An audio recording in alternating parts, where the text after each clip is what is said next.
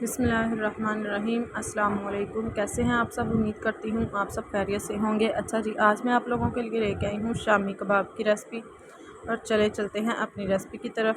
یہ ہے جی میرے پاس 1 کلو چنے کی دال، اس کو میں نے بھگو کے اچھے طریقے سے واش کر کے پریشر میں ڈال لیا۔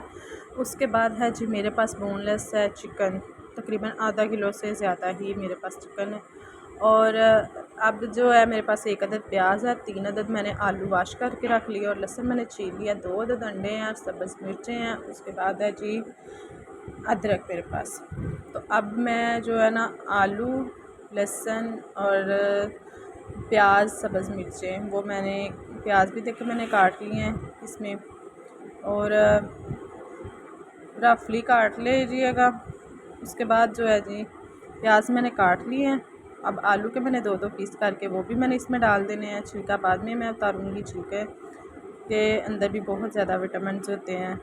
اور اس کے بعد جی میرے پاس لہسن تھا، وہ میں نے چھیل کے رکھا ہوا تھا، وہ بھی میں نے اس میں ڈال دیا۔ اب جو ہے جی میرے پاس سبز مرچیں ہیں، وہ بھی میں اس میں ثابت ہی ڈال دوں گی، اور ادرک بھی میں نے چھیل کے اس کے ٹکڑے کر کے وہ بھی میں نے ڈال دیا۔ اب جو اس میں کچھ مسالے جائیں گے وہ ہے جی میرے پاس ہلدی ہے اور دڑا مرچ ہے، اس کے بعد جی نمک ہے حسب ضرورت، وہ میں نے اس میں ایڈ کر دیا، ڈال دیا۔ اب میں پریشر لگا کے اس کو تقریباً 20 منٹ تک میں پریشر ویٹ چلنے دوں گی۔ اس کے بعد میں نے ویٹ کو جو کھول لیا ہے، تو یہ دیکھیں جی ساری چیزیں اس میں ہو گئی ہیں، اور دال بھی ہماری گل چکی ہے۔ اب میں نے چکن کو بھی نکال لیا، آلو کو بھی نکال لیا۔ آلو کو ہم چھیل لیں گے، اور چکن کو بعد میں دال کو میں مشین کے اندر سے نکالنے کے بعد میں چکن اس میں ایڈ کروں گی۔ یہ دیکھیں جی میرے پاس ہے جی مشین، میں نے اس میں دال ڈال دی ہے۔ آپ کے پاس نہ بھی ہو تو آپ ویٹ زیادہ لگا کے اس کے ہاتھوں کے ساتھ یا کسی ڈنڈے کی مدد سے اس کو آپ مکس کر سکتے ہیں۔ یہ دیکھیں جی دال ہماری جو ہے مشین کے اندر سے نکل رہی ہے۔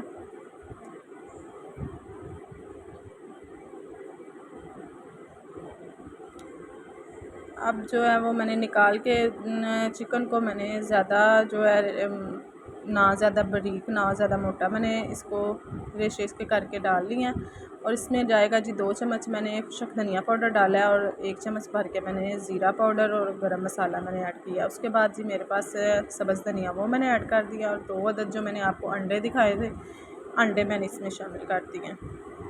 اب اس کو اچھے طریقے سے میں مکس کر کے تو پھر اس کی ہم شامیاں بنا لیں گے کباب۔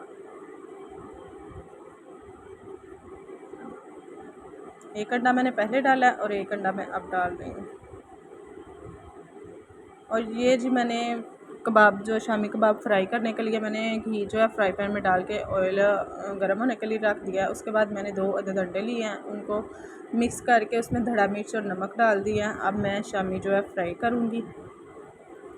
یہ دیکھیں جی شامی کباب ہم فرائی کرنے لگے ہیں۔ گھی ہمارا ابھی اتنا گرم نہیں ہوا، لیکن کوئی بات نہیں، میں نے اب گھی زیادہ آئل گرم ہو گیا تو میں نے اس میں شامی کباب ڈال دیا۔